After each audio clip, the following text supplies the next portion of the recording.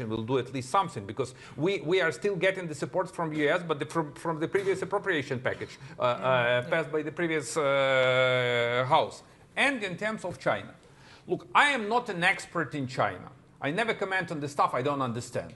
But what I do really understand is that China wants to create a new global order. And it is so obvious for me. It is as plain as the day. Look, they have 1.4 billion people. They have nukes, they have army, they have cash. They've been humiliated by the Western-led order, but in the last 2 decades, they made a tremendous progress due to this Western-led order. So that's the reason why I don't buy these kind of statements, negative statements about the Western-led order. So the thing is that, can we as Ukraine handle China's issue? No, we can't. We don't have leverage. But can the EU and the US make it? Absolutely. If you guys present one united front, and if you either negotiate or press on China together, you have a vast majority of different tools. Yeah, I'll take a few questions from here. Ben and then Dom. Yeah. Thanks very much, Arissa. Ben Hall from the Financial Times. A lot of the discussion so far has been on what the West and Ukraine's allies need to do to make the war winnable. But I have a question for Mr. Yatsenyuk. What does Ukraine need to do, and particularly on the issue of military leadership, political leadership, to make the war winnable? Thanks. Thank you. And here, I'll give it to Dom. And then over there, please, in the front row. Yeah. Thank you. Dominic Nichols from The Telegraph. Donald Trump can't stand President Zelensky partly because he didn't come up with or invent some dirt on Hunter Biden. How much of an impediment is President Zelensky now to a better relationship with Donald Trump? And here, the last. From a private member of Chatham House. You correctly said that Putin is never hiding his plans. He's very open about his plans. He says he will do it, he does it. What about his plans of this incursion in Europe? Cyber attacks, drones. What's his ultimate objective of this plan? What is his plan? What does he want? And how far can the West wait before responding? And what response would mean without triggering the Third World War? Yeah. Okay, very good. So we'll start with Ukraine domestic. Very good question. If Ukraine has an agency, it is fighting. It's, it has also a to-do list. What is it inside Ukraine? This time, could you no, this, you start, no. He's doing better. Okay, here is the thing. I do understand what are you asking about. You're asking about the domestic political cuisine in Ukraine. Am I right, folks? Or Yeah, mobilization. Correct. So economy. Let me put it this way. I will start with my president. Okay, we are frenemies with my president. But I support him as he is the commander-in-chief. And we have to rally around the flag. Ukraine's democracy is not flawless. Far from that. The same goes with the British democracy. And we are under the martial law. And I've got the latest polls. Just before my trip, I asked Razumkov Center to conduct these polls. Could you imagine that the majority of Ukrainians still believe that Ukraine is a vibrant democracy? Yes, the numbers went slightly down. But we managed to maintain around 65% of those who strongly believe that the Ukraine is a democracy. And more than 80% believe that Ukraine will be the vibrant democracy after the war. So what is needed? We need a very strong political unity in Ukraine. And we have to maintain this political unity. And I wish my president and the government to do their best in order to get everyone on board in this fight against Russia. So we are not allowed to have any kind of fissures or being at loggerheads inside Ukraine. This is the very thing that Russians were always playing with. And I do remember this in 2014, 15, and 16. And this was one of the reasons why, for the first time in Ukraine's history, I was the first prime minister who resigned voluntarily. One can say that I am an idiot, okay, maybe. but for the sake of the country.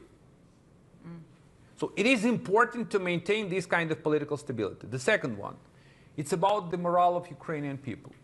Once again, under the latest polls, 74% of Ukrainians still believe in an unconditional military victory over over Russia. You know, unconditional military victory over Russia. So this gives me some kind of very positive sentiment about an overall morale, both among Ukrainians and in the Ukrainian military. But I want to be open with you and fair. We are tired, sir, and we are exhausted. We are not broken, but that's not an easy thing. Being at the state of war for 11 years and being under never-ending barrages of missiles for 3.5 years. And it affects even psyche, you know. The third issue, what is needed? We need we need to underpin Ukraine's economy. We can't do it without you, just no way. Ukraine is to spend around 60% of its budget for the military expenditures for the next year. And this year we expect around 50%. 50% of everything we are spending in Ukraine goes from the either grants or loans from our Western partners. So political and social stability are needed. And good governance, okay, which is very important. Strong and good governance. Professionals running the country. We need to have guts and to stay resilient and to be on a very high, I would say, on the strong side of the real morale. Because if we are getting into any kind of gloomy sentiments, this is another way how to defeat Ukraine. And that's Putin knows very well as a KGB operative.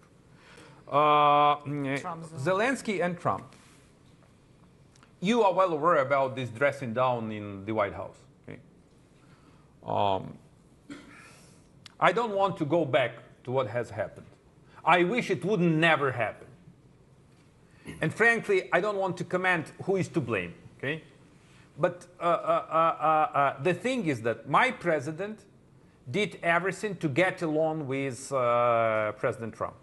And your prime minister, your advisor to your prime minister, president of France, they participated in this kind of peacekeeping operation. Mm-hmm. Mediation.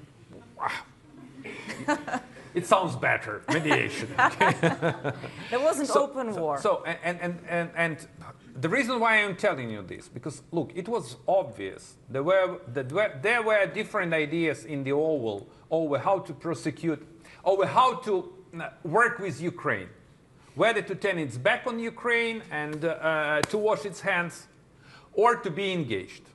And the first case scenario was more, I would say, viable rather than the second one. As of now, we have at least verbal U-turn of the United States president. But this verbal U-turn have to be underpinned by actions. That's what I expect to see. And incursion in the EU. Yeah, maybe we'll give Kier the chance to... No, I have to... No, okay. With all due respect.